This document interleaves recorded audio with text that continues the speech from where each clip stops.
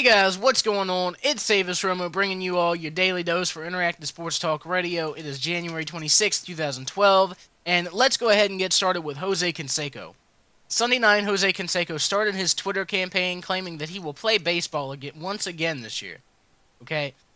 Started campaigning to the Oakland A's GM Billy Beane after he found out that he had interest in signing Manny Ramirez as a DH. Kept tweeting Billy Beane, put out his email, told everybody where he was going to be hitting balls at a local batting cage, blah, blah, blah. I don't know. It's all ridiculous to me. Okay? Because then he later went on to start campaigning towards the Red Sox to be a DH. They have a DH, David Ortiz. His initials are almost DH. They're D-O. Change one letter and it's DH. He was born for that position. Actually, I think he ate his way into that position. But either way, Canseco has Bond syndrome. Nobody wants to touch him. They're afraid they might get flaxseed oil on themselves and fail a drug test. Either way, I don't know. I had no recollection of ever using anything that was performance enhancing.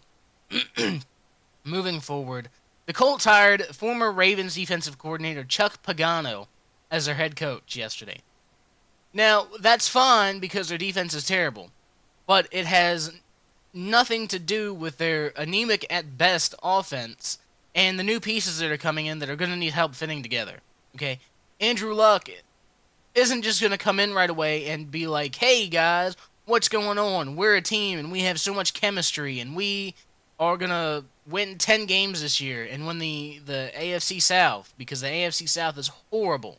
We play teams like the Titans and the Jaguars. The only thing we have to worry about is the Texans. And we got this.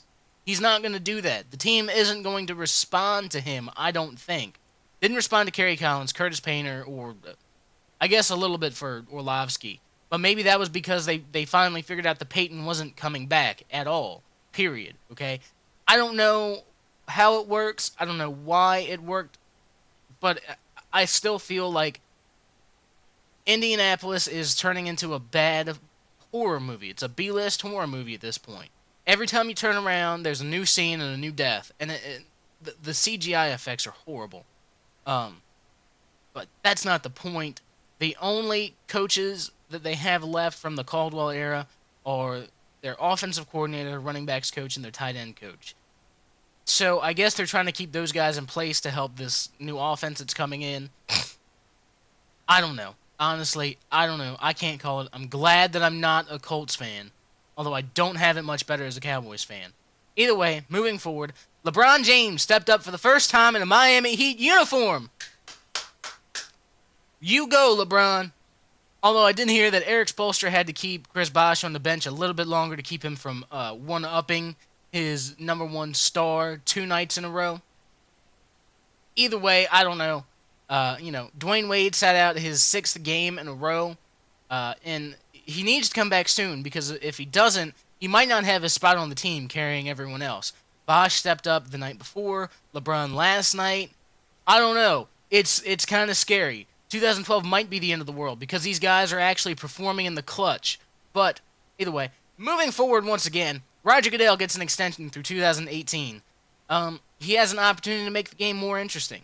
So far, I don't think he's done it intentionally, but I think the game has become less interesting with him as the commissioner. I know he's done a lot as far as concussions and trying to prevent head injuries and things like that. And that's fine. I respect that. That's cool. Okay with that. But I think that because of it, he's sacrificed a few things within the game and has made it less interesting in a way. But it's hard to say when you have games as exciting as, the 49ers and the Giants last week or the Patriots and the Ravens last week. Last week. This past weekend. You guys know what I'm talking about. You watched the games as much as I did. But either way, Tampa Bay is now looking at the Rutgers head coach Greg Schiano as their head coach moving forward after Chip Kelly turned them down Monday morning. Could be a good hire. I'm not sure. I don't know.